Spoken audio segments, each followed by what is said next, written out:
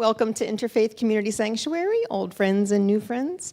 Welcome to Fourth Sunday, where we invite our, oh my gosh, speaking of old friends, yay, oh my gosh. I'm not so happy to see you. This is Fourth Sunday, and on Fourth Sunday, we usually are blessed by having members of our own community be up front here to share their stories and their wisdoms with us today. And today we have Anita Ehrheart and Mary Vigdor serving as our leaders for today. So welcome, and blessed we are to be together. I am going to let them introduce themselves as they get up to speak. And you can read a little bit more about each of them in your program. If you haven't had a program, they're on the stand in the back there. So again, welcome. And let's begin with some music from Steve Kramer.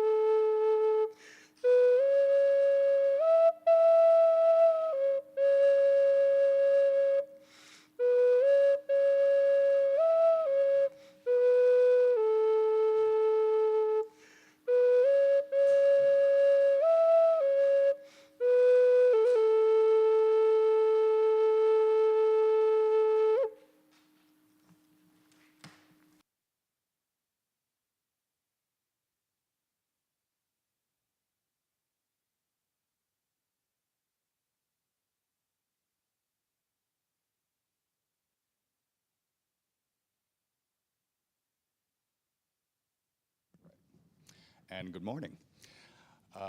My name is Chris Rapsevich, and I'm proud to be with you, as I often find myself doing, as inviting our ancestors and honoring our First Peoples. This week, it may not have been a big surprise to him, but we lost what I believe maybe not a spiritual ancestor, but I'd like to think of Francis I as a spiritual uncle, where he did what we do in a way and thought that the walk of peace and unconditional love was a valid one, not to have any enmity or antagonism to anyone, but to just try and honor what he saw as his spiritual ancestor, Francis of Assisi. And in spirit of that, I found that St. Francis, in the amazing year of 1225, so this is the 800th anniversary of this prayer and of the work of St. Francis.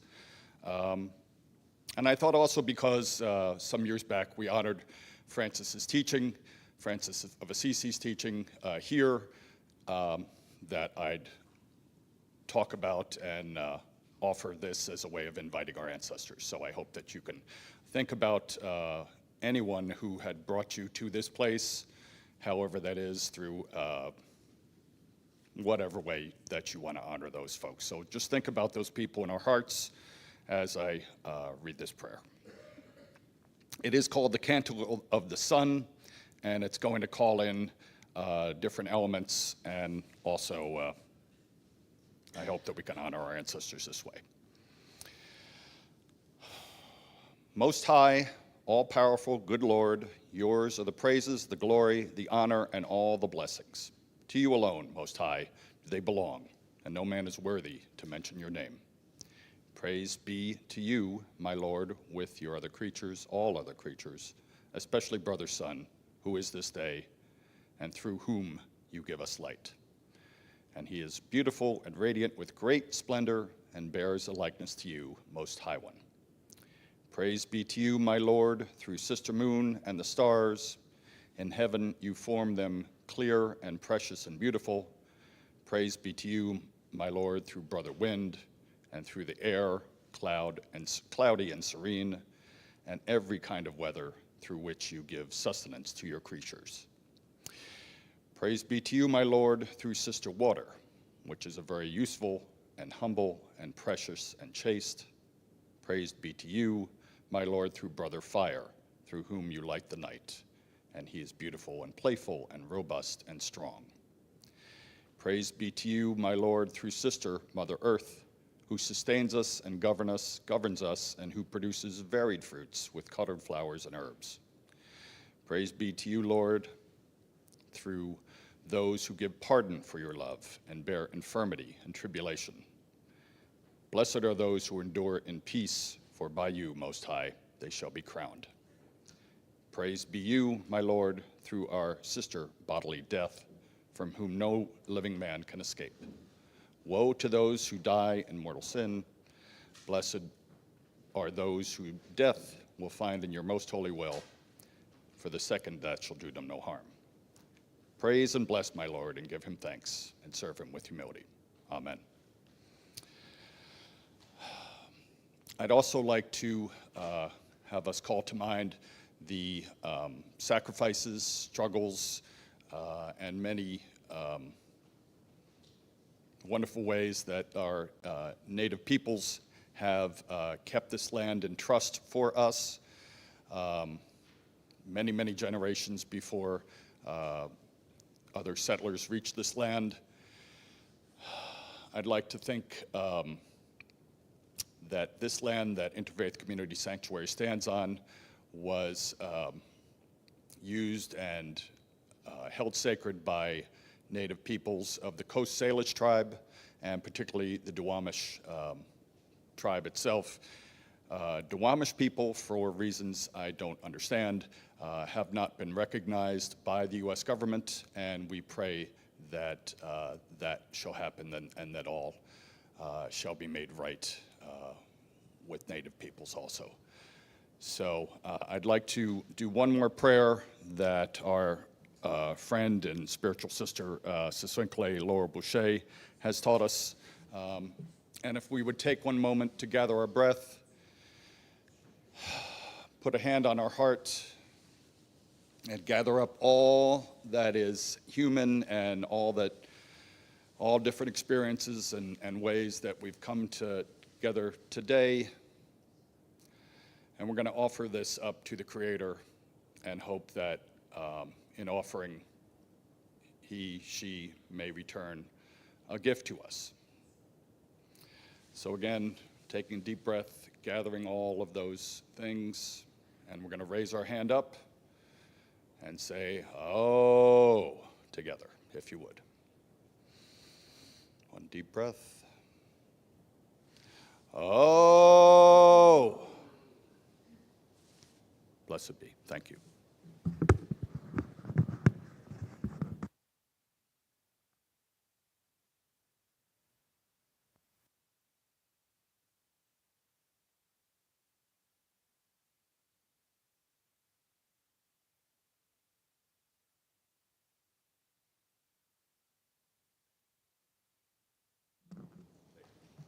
Okay.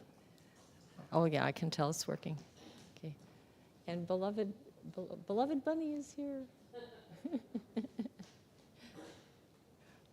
Glad you could make it, Bunny. My name is Mary Vigdor, and I'm going to start with. I'm going to start with an invocation to the Divine Feminine, which is done every Sunday here at the Interfaith Community Sanctuary. Did I say my name? Okay, my name is Mary Vigdor. I'm in the little flyer. Anyway, when I thought about the Divine Feminine, I couldn't help but think of all of my Croatian relatives on my mother's side. They had a tremendous devotion to the Mother Mary, and my mother spent her whole life praying to her on my behalf because I really needed prayer. Anyway, as a child, I was enthralled with all of the apparitions that I learned about in my Catholic grade school. Our Lady of Lourdes, Our Lady of Guadalupe, Our Lady of Fatima, and most recently, Our Lady of Medjugorje in Bosnia-Herzegovina. And when I started writing my little talk, Mother Mary kept popping up all over the place, and I thought, oh my gosh, this is going to end up sounding awfully Catholic. But you'll see as I go on that that's not exactly true. But she is honored in the Catholic Church and other Christian denominations as well. And I can't thank her enough, I guess, for all of her help. And especially since my mother had such a hard time with me, and she had to pray so much. So before I start my talk, I'd like to recite a little prayer that's in one of my favorite Marian devotions.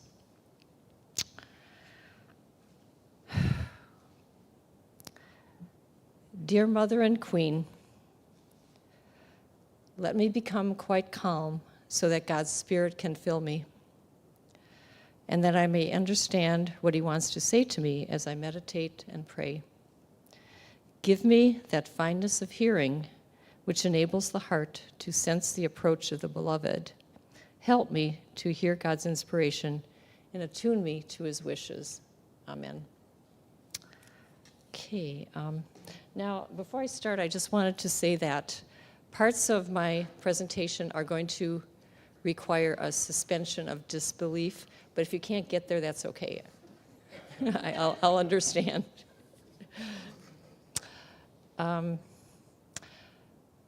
was raised Roman Catholic in Milwaukee, Wisconsin, and named Mary because I was born on her feast day of the Assumption, August 15th.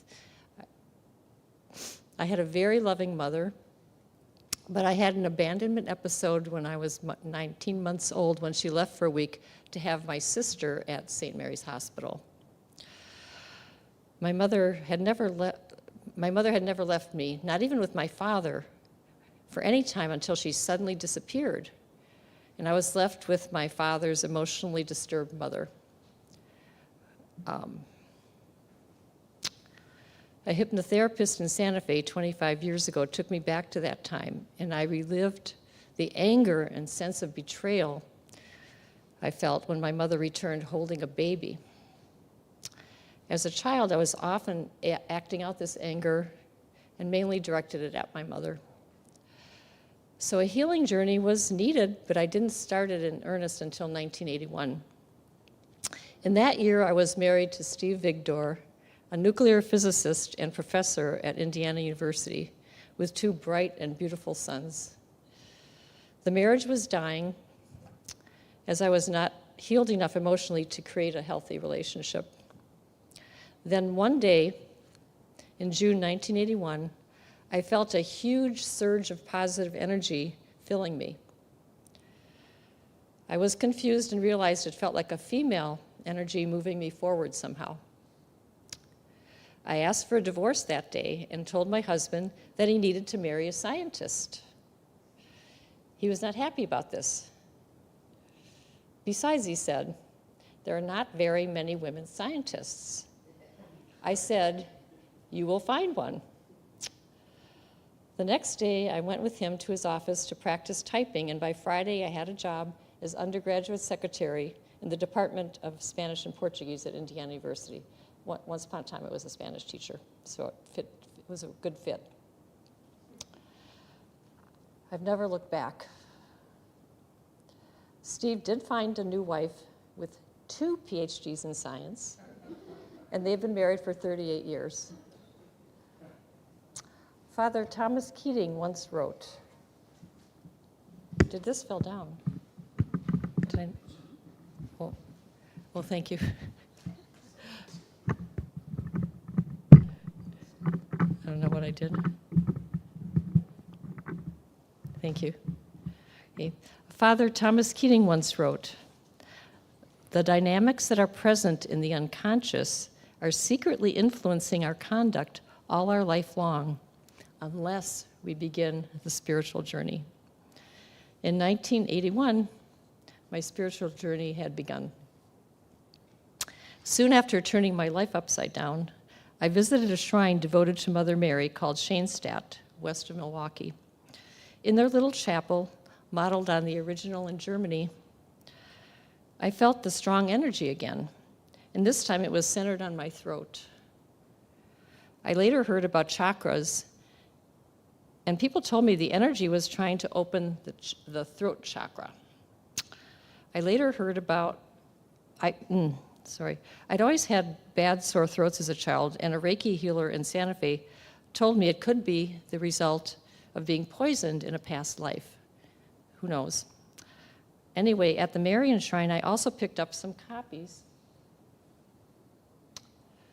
of this little novena.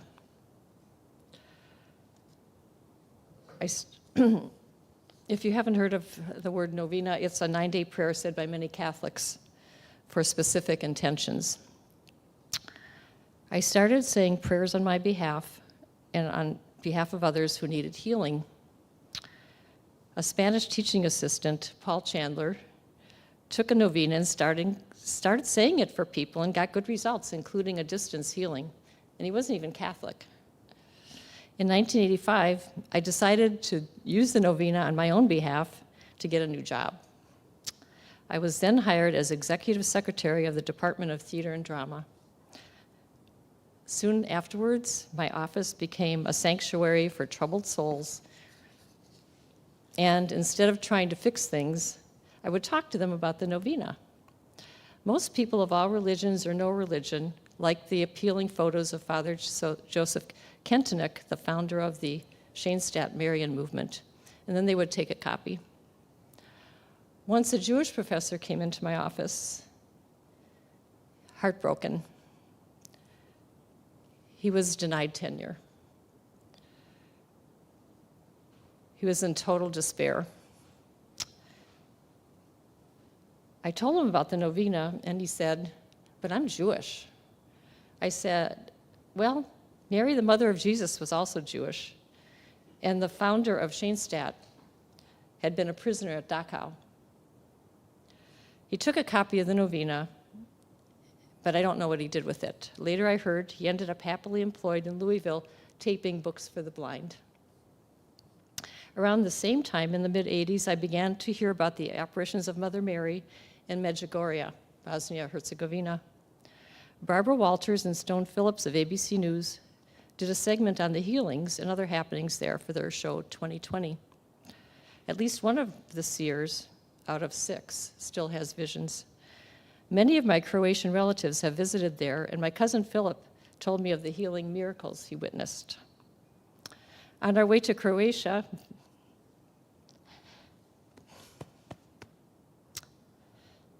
this past September, my sister and I met a woman volunteer who was going to Medjugorje to help the pilgrims who still arrive in great numbers. Thinking about my sister, what she and my mother had to put up with, oh well. Years after the apparition started, I heard the date of the first apparition in 1981. It was June, and I realized it was very close to the day I asked for a divorce. The day I felt that huge surge of energy moving me forward. Needless to say, I hesitate to tell my Catholic friends about this, as it might seem a bit sacrilegious to attribute my divorce to the intercession of the Blessed Mother. I felt that I was thriving spiritually by the mid-'80s and had joined the choir at St. Charles Borromeo Catholic Church near the Indiana University campus. Our section leaders were from the voice and opera departments, and many of our hymns and sung masses were transcendental experiences. And we were even recorded once by an audio engineer who had worked with the Beatles at Abbey Road Studios in London. That was really a thrill. One day in 1990, a directing MFA student at Indiana University had heard about the novena, came into the office and handed me a big blue book. It was the text and workbook of A Course in Miracles. And after glancing at a page, I said, "This is the real thing, isn't it?" I don't know why I said that, but it was probably my higher self breaking through somehow in the moment. Around that time, I had been going occasionally to a Christian spiritualist who did readings for $20, and they were always very spirit-enhancing. She told me to meditate, and I resisted, but finally started in 1986 using suggestions from the little book, How to Meditate, by Lawrence LeShan, still a very good book. Immediately, I could type faster and thought, what the heck, I'd better keep going. The Christian spiritualist told me that my heart had been wounded in childhood and perhaps meditation would help heal it. I did the Course in Miracles workbook in 1990-91, and lesson 185, the peace of God is my one goal, became true for me, and it still is. Reaching a deep level of inner peace truly was the great gift of healing that A Course in Miracles gave me. It doesn't mean I don't get upset, but now I have the tools to go back to the peace of God whenever my ego or false self takes over, knocking me out of the peace. Unfortunately, I had a hard time reading the text of A Course in Miracles. It's in Elizabethan English. Then one day, while meditating in 1994, November, this is where the suspension of disbelief comes in. I was told by an inner voice to move to Santa Fe. I'd fallen in love with New Mexico when we lived there for Steve's postdoc back in 1973 for 10 months, and I always longed to go back. A few days after getting directed to move, I received a postcard from a friend who was on her honeymoon in Assisi, Italy. She wrote that she spent a day lighting candles and praying for me all over Assisi. The exact date I'd gotten the message to move. Since the full name of Santa Fe is La Via Real de la Santa Fe de San Francisco de Asís, I then and there decided I'd better move right away. Little did I know that my emotional healing would be facilitated there in a way that could not happen in southern Indiana, where the locals thought A Course in Miracles was satanic. To make a long story short, 7 months later, I had made the move to Santa Fe, gotten a very good job, a lovely furnished apartment near the plaza, and found a Course in Miracles group at the Church of Religious Science. I just feel like they were here with me. While at the same time attending Saturday evening masses at St. Francis Cathedral. My course group yielded good friends that I treasure to this day, although some have passed on. On Sunday mornings at the Church of Religious Science, we read from A Course in Miracles for an hour and a half, went to the CRS service, and had long brunches after the service. I hate to admit that that was my favorite part. I found out that some of the members had even worse traumas to heal from than my own. But we found a lot of joy in each other and in our time reading the text. My next spiritual group was the Leader School of the Santa Fe Cursillo. Here I go again.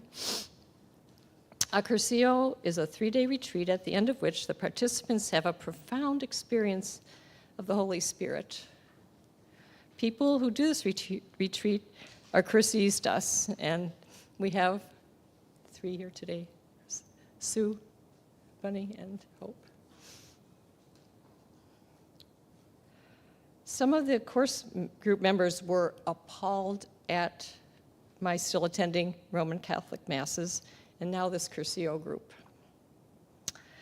I took several Course in Miracles group members to one of the leader school meetings, which were held at the Descalced Carmelite Convent near St. John's College. Course group member Fred, who had been abused by priests, was the most upset with me. As soon as Fred walked into the Curcio leaders group meeting, Curcio group members exuded heartfelt love, and Fred relaxed and shared his story with them. At one point, Fred said to them, "My God does not send anyone to hell." One of the leader school members said, "Our God doesn't either," and quoted St. Catherine of Siena. Fred shortly afterwards became a driver for a Roman Catholic retreat center and even talked about the bishops he was meeting. Pretty amazing. Over the years, I've had a very difficult time in close relationships and avoided them for 14 years after the divorce. Santa Fe changed all that in just a short time. To make another long story short, I had quite a few relationships while they're learning a lot about myself in the process of my emotional healing. The Curcio weekend I did in August 1999 really opened up my heart, and I managed to find that relationships were worth the trouble as they led to much growth and healing. After 7 years, Santa Fe came crashing down as I lost my second job there, and my apartment was being sold to developers from Texas. I was devastated. Eckhart Tolle's book, The Power of Now, was on my bedside table, and the section When Disaster Strikes was fortunately bookmarked. Tolle writes, "Whenever any kind of disaster strikes or something goes seriously wrong, illness, disability, loss of home or fortune, or of a socially defined identity, breakup of a close relationship, death or suffering of a loved one, or your own impending death, know that there is another side to it, that you are just one step away from something incredible, a complete alchemical transmutation of the base metal of pain and suffering into gold. That one step is called surrender." I prayed for the ability to surrender the situation to Spirit before going to bed and woke up with a firm decision to move back to Milwaukee to be with my parents, who at 90 and 83 needed some help. Living in Santa Fe had turned out to not only help me heal a lot from the abandonment issues, but to earn a lot more money than I'd made in Indiana, and to finally understand A Course in Miracles in a deeper way. Moving in with my parents at age 67, having to find a new job and meet new friends was very challenging. But now I had a lot more spiritual tools in my bag that saw me through it all. I found the best job of my life at the Office of Research in the Medical College of Wisconsin, and was able to be there for my parents when they passed away, both at age 95 in 2008 and 2015. Milwaukee is not a mecca for Course in Miracles students. But I did find spiritual groups that provided more opportunities for learning and healing. One was a centering prayer group at St. John Vianney Roman Catholic Church west of the city.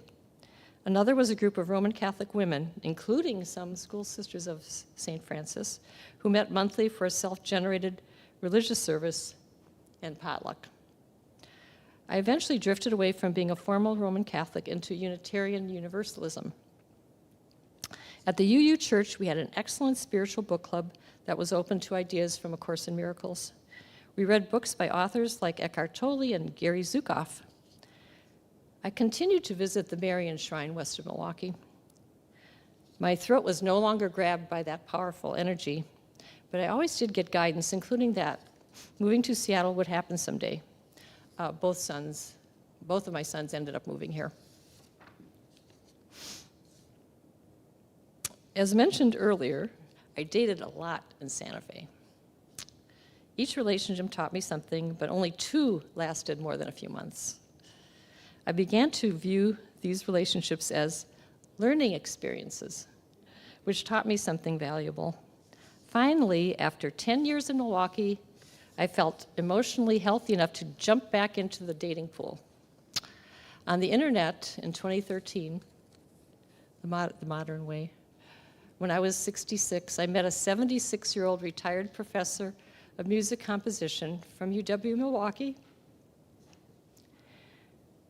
His name was Yehuda Yanai, and his wife had divorced him after 30 years. He was a little boy during the Holocaust in Romania who survived, then moved with his family to Israel, where he studied music and served in the IDF as an intelligence officer. He wasn't scary at all. I don't know how he ever served in the IDF. Despite my old wounds at times being opened by my fears and anxiety, Yehuda never wavered in his devotion, while I struggled at times to continue in the relationship. After I moved to Seattle 9 years ago, we saw each other every 6 weeks here or in various places like Miami, Tucson, and Phoenix, or back in Milwaukee, most often back in Milwaukee. He passed away 16 months ago, and I am forever grateful for his kindness and generosity. My emotional healing journey was really helped by this close relationship of 11 years. Here in Seattle, I have been a member of the St. Joseph's Centering Prayer Group for 8 years, and every Monday I meet on Zoom with local Episcopalian cursistas. And I recently revived my membership in the sanctuary after moving to Ballard last September. My most recent challenge occurred almost exactly 4 years ago when I had a CT scan on Easter Sunday and was diagnosed with stage 4 lung cancer with a malignant pleural effusion. To facilitate healing, I have always used affirmations from this little book. You Can Heal Your Body. I'll do a promo for this because it's really good, by Louise Hay. And I've had success reciting her affirmations for various physical problems, most of them trivial, like bunions or nearsightedness, and now cancer. I credit the prayers of family and friends, Louise Hay, writers like Zukov and Tolley, the Shanestadt Marian Shrine, and attendance at this sanctuary for getting me to an ever-evolving place of healing, peace, and acceptance. I've gone through 2 years of treatment at the Swedish Cancer Institute, and am now monitored every 3 months at Fred Hutch for the lungs and Swedish Cherry Hill for the brain. What is left of the cancer is a lung node the size of a Cheerio that is too small to treat, and an occasional tiny brain metastasis, which is zapped by radiation. I feel really good, knock on wood. I am very thankful for all the help I receive here at ICS. I can honestly say that I take away many pearls of wisdom every Sunday, and they have helped me move further along on this long journey of healing. Thank you all.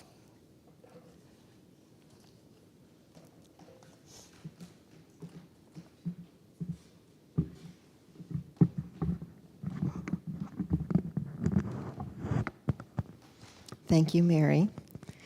Today's theme, chosen by Anita and Mary for their sharings today, is Healing into Life. And as we transition between our sharings, I'd like to ask you to take some time and reflect on what you've just heard and what is resonating and touching your heart from Mary's sharing. And while we do that, I invite Steve to share another song.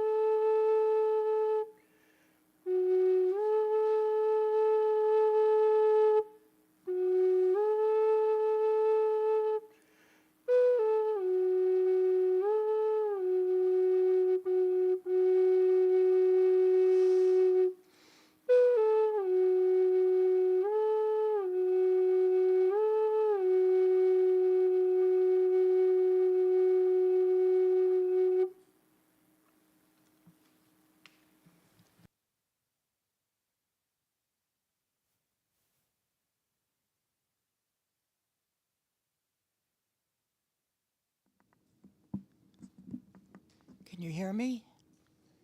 Okay, good. Good morning.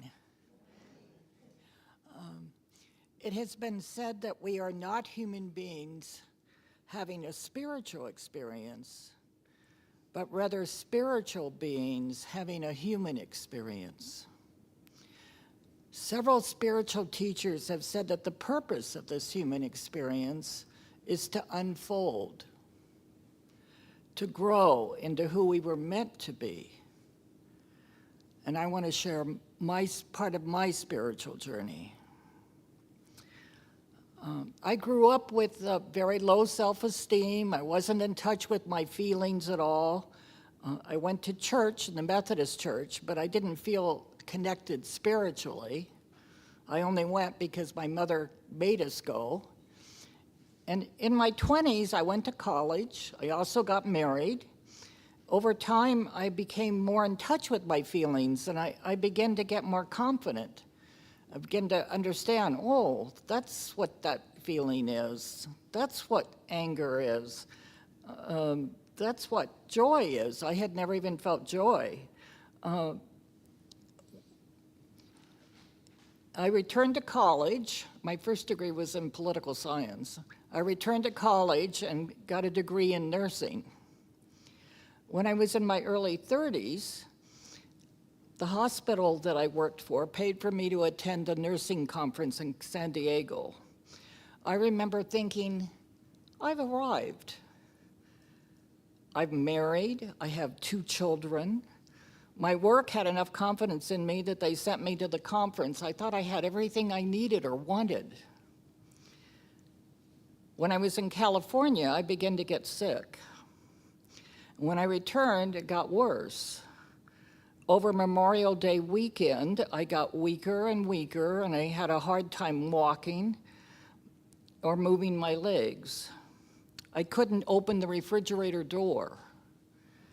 I remember lying on the sofa and realizing I couldn't move my legs at all, and I told my husband, and he called our doctor, and I was admitted to the hospital. I was there for over a month and was eventually diagnosed with multiple sclerosis. When I was discharged, I could walk, but I still had a lot of fatigue and I was unable to work. One of the doctors told me to take a nap in the morning and a nap in the afternoon. So I couldn't work.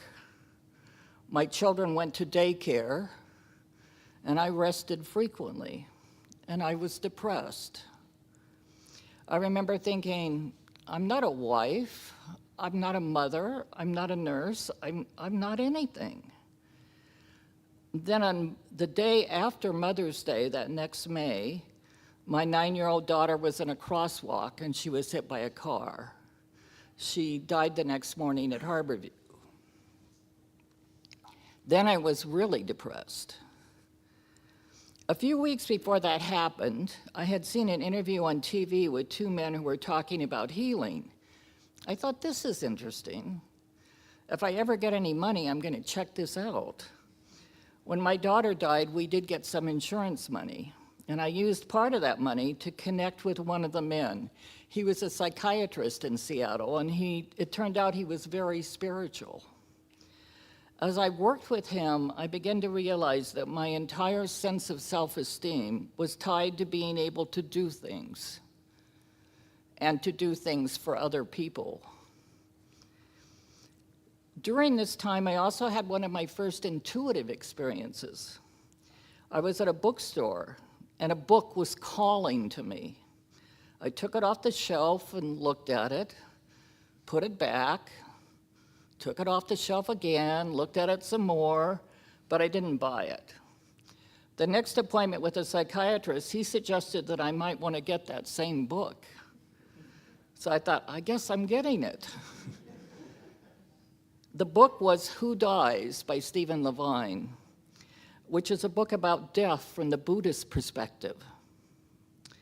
It not only helped me come to terms with my daughter's death, but it also started me thinking about being. I realized that all of us have being, and that being is very important. I could no longer do, but I could be. I now see being as our soul, our higher self, our spiritual connection. I began to study and began to read spiritual books, and I went to workshops to learn more. I was fascinated by this idea of being. I wondered why I hadn't seen any of these resources before. They were all out there. It was a whole new world which opened up for me. At some point, as I went to workshops and studied, I realized I didn't have any symptoms of MS anymore. And I haven't had any symptoms of MS since. After a couple years, I was able to go back to work, and I also returned to school and got a master's degree in counseling.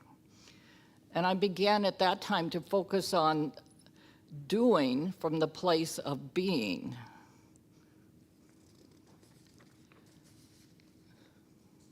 This exploration of being led me to the Ridwan School several years later. This is a spiritual school. Michael knows about it. This is a spiritual school, and what they teach made sense to me then, and it still does. They teach that we are all spiritual beings who are born with a connection to all of the spiritual qualities. However, we're usually born into situations where our entire spiritual nature is not seen and valued. As a result, part of us is separated from the spiritual qualities and that creates a very painful hole. We fill this hole with a personality, the ego, which builds false qualities to replace what we lost.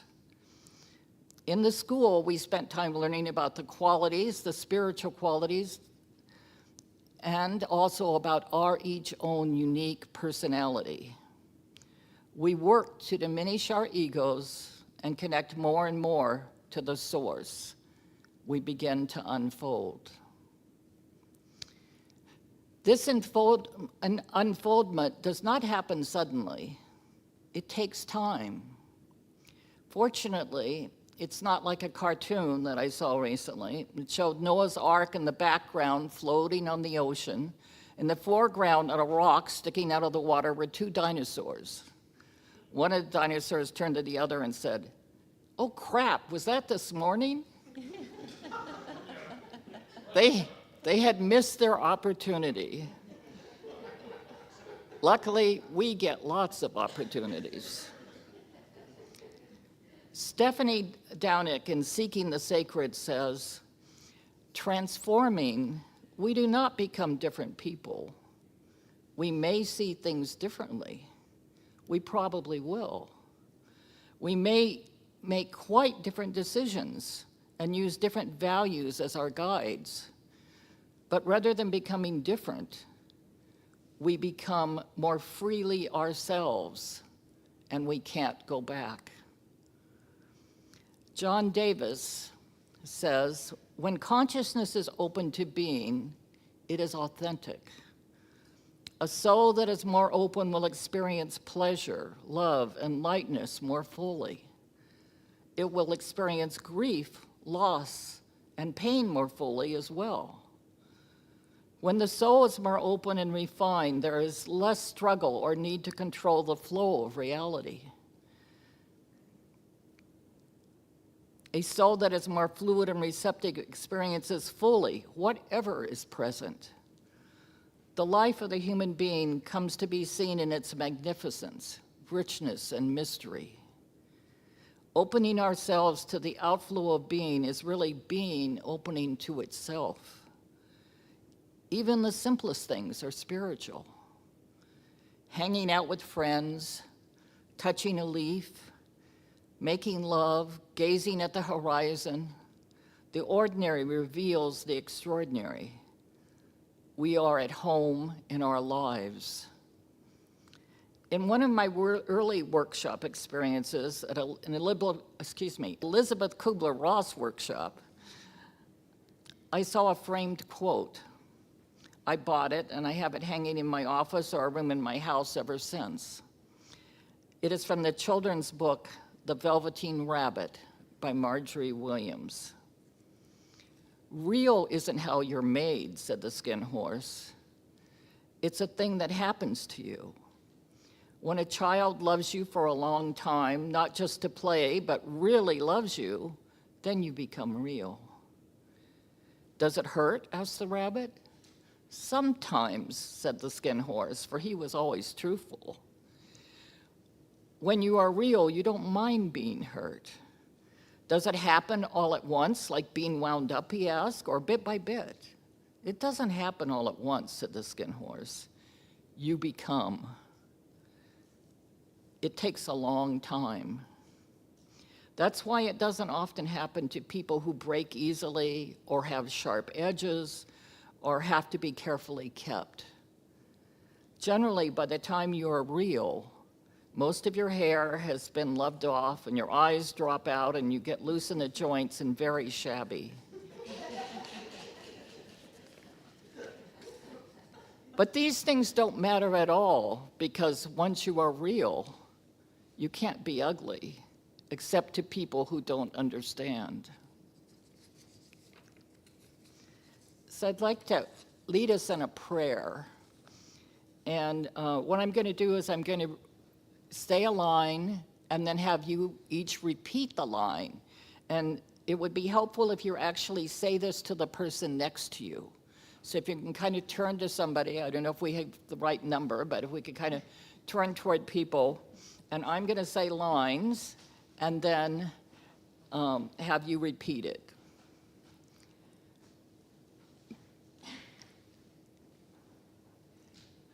May you be at peace. May you be at peace. May your heart remain open. May your heart remain open. May you awaken to the light of your own true nature. May you open to the light of your own true nature. May you be healed. May you be healed. May you be a source of healing for all beings. For all beings. Thank you.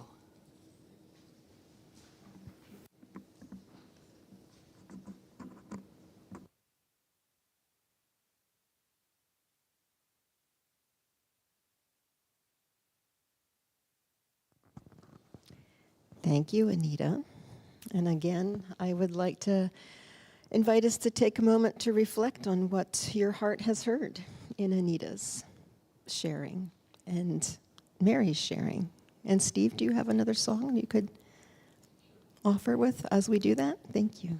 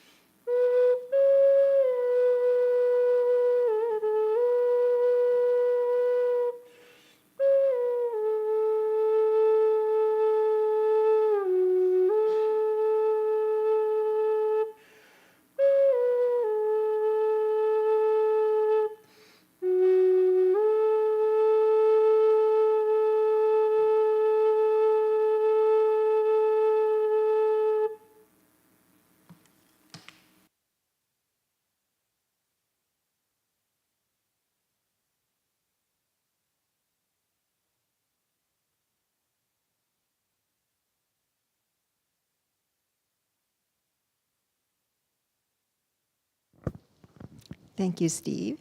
And again, thank you to Mary and Anita. In a few minutes, we'll have an opportunity to share together as a congregation our sort of thoughts and reflections on today. But before the ecstasy, the laundry.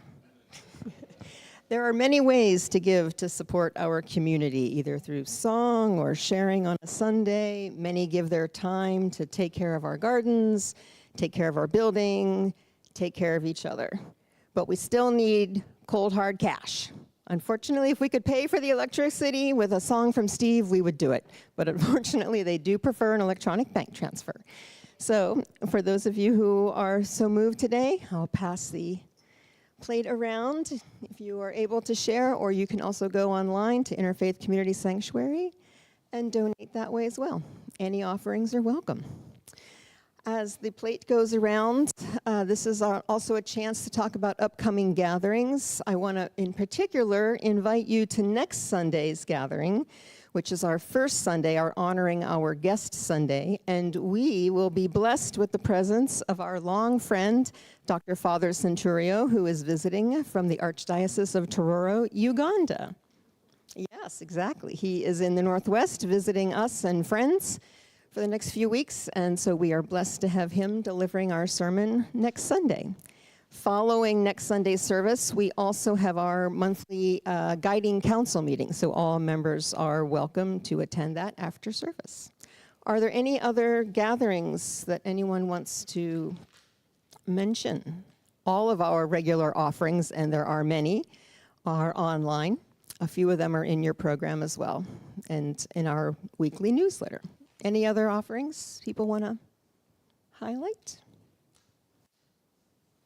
Okay.